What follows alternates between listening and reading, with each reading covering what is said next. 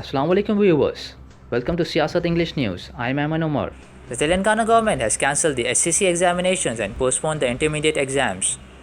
The decision was taken by the Chief Minister of the state after a high-level meeting was conducted with Special Chief Secretary of Education Chitra Ramachandran, Commissioner and Secretary of Telangana State Board of Intermediate Education Syed Omar Jalil, Director of Government Examinations A. Satyanarayana Reddy, and submitted their proposal on examinations. The state has decided to cancel the SSC exams and postpone intermediate exams, said Omar Jalil. Issuing a notice on Thursday, Chitra Ramachandran, Special Chief Secretary of the Government, said considering the present pandemic situation prevailing in the state and also keeping in view of the CBSE notification, government hereby cancel all 10th class exams to be held from 17th of May 2021. While the SSC exams are scheduled to be held from 17th of May, intermediate exams were supposed to start from 1st of May. Renowned bone radiologist and founding director of Nizam's Institute of Medical Sciences, Kakarla Subbarao, passed away in the early hours of Friday at Krishna Institute of Medical Sciences in Sikandrabad due to age-related complications. He was 96. He is remembered in creating NIMS from its predecessor Nizam Orthopedics by implementing a new structure and converting it to a premier medical institution in the country at the behest of former Chief Minister N.T. Rama Rao.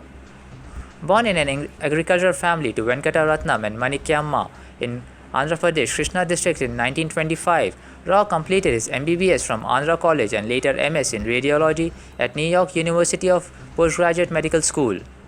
He worked as Professor of Radiology at Usmania Medical College and New York College of Pediatric Medicine. He was a Professor of Radiology at Albert Einstein College of Medicine, New York, until he returned to India in 1986 to join Nizam's Orthopedics. As honorary founding president of NIMS, he worked without any salary for a total period of over 10 years. He was also the chairman of Medwin Hospitals in Sikandrabad. Amid a surge in COVID-19 cases in Hyderabad, two private hospitals in the city have allegedly come under attack from the kin of COVID-19 related patients in two separate incidents. In one such incident, Kachigura police have registered a case against the attendants of a deceased COVID-19 patient after they allegedly attacked the staff of a private hospital and vandalized the premises. According to the sources, a COVID-19 positive patient, Mahendra Singh, was admitted into Bristlecone Hospital, Barkatpura, with severe shortness of breath and died while undergoing treatment. The hospital authorities alleged that the deceased kins vandalized the hospital and beat up the staff. On receiving a complaint from the Bristlecone Hospital Management, the Kachigura police have registered a case under IPC sections 323, 427 IPC and section 4 of Telangana Medicare Service and Medicine Service Institutions. In another case, Dr. Lubna Taranum, working at Alpha Hospital in Moghalpura area of Old City, filed a complaint with the local police alleging that the attendees of a patient with COVID-19 symptoms became aggressive after they were asked to take the patient to a nearby hospital for COVID tests. The doctor alleged that the attendees damaged the casualty window and scanner, causing injury to her. The Moghalpura police have registered a case and an investigation is underway. A government employee at Telangana State Southern Power Distribution Company Limited was arrested by Anti-Corruption Bureau in Hyderabad for allegedly accepting and demanding a bribe worth 35,000 rupees. The accused, identified as Gajawada Manohar, who was working as a divisional engineer in Chief General Manager Commercial Office. He was caught red-handed by the ACB officials on Thursday at his chamber, an official statement said. The currency was also recovered from the possession of the accused officer. The accused officer has been arrested and produced before the court in Hyderabad. Further investigation is underway. The surge in COVID-19 cases in Telangana continued with 3,840 fresh infections, pushing the tally to 3,41,885, the government said on Friday. The toll rose to 1,797 with 9 more deaths, a bulletin said, providing details as of 8 pm on 15th of April. Greater Hyderabad Municipal Corporation accounted for the most number of cases with 505, followed by Medchal, Malkajgiri and Nizamabad. The total recoveries were at 3,09,594 with 1,198 patients being cured and there were 30,494 active cases. Over 1.21 lakh samples were tested on Thursday and cumulatively more than 1.14 crore samples have been tested. The samples tested per million population was over 3.08 lakh, the bulletin said. According to a separate release, over 22.9 lakh people in the state have received their first dose of COVID-19 vaccine, while over 3.36 lakh got their second shot also as of 15th of April. Andhra Pradesh Chief Minister Y. Jagan Mohan Reddy on Thursday instructed officials to write to the central government in event of any shortage of COVID vaccines and that he will also chip in with a letter if needed. Lauding state health officials for administering a record 6.28 lakh vaccine doses on Wednesday, he asked them to continue the same vigor in the coming days. Reddy also instructed officials to give wide publicity to 104 services, including ensuring hospital beds and treatment as well as for any coronavirus-related queries.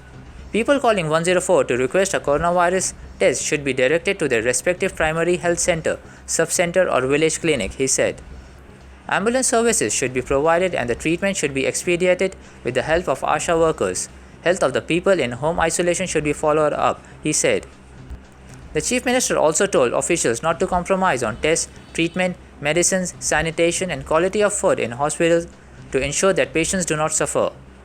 Officials are also asked to fix the cost of treatment in private hospitals and ensure that they do not overcharge the patients.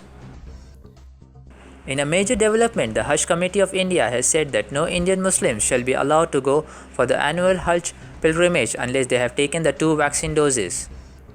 The Hajj Committee of India CEO Maqsood Ahmad Khan made the announcement late on Thursday following the latest directives from the Saudi Arabian Health Ministry and the Indian Consulate General in Jeddah.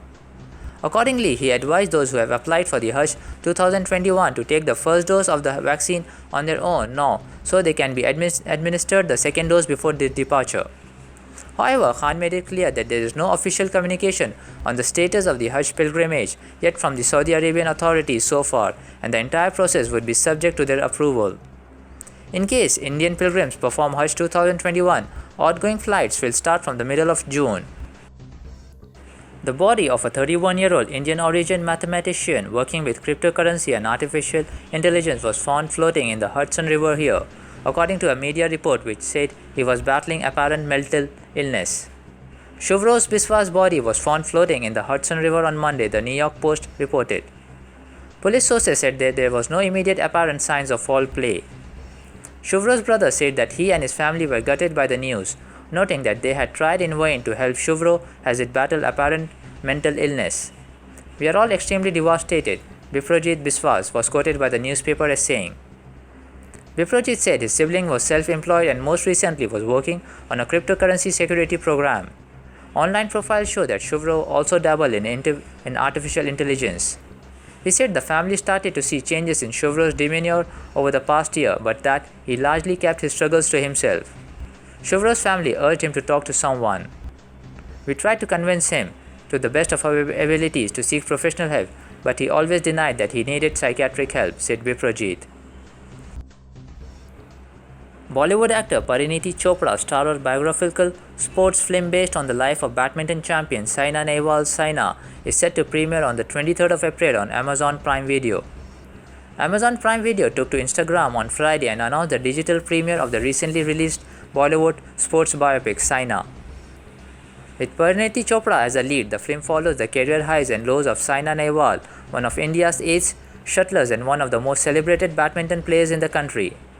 The biopic highlights the people who have been an integral part of Saina's professional journey and contributed to building her resilience and unbreakable spirit. Written and directed by Amol Gupte, Saina is being produced by Bhushan Kumar, Krishan Kumar, Sujay Jairaj and Rajesh Shah. It brings on the big screen the journey of one of India's greatest athletes, Saina Nehwal. The movie was released in theaters on 26th of March.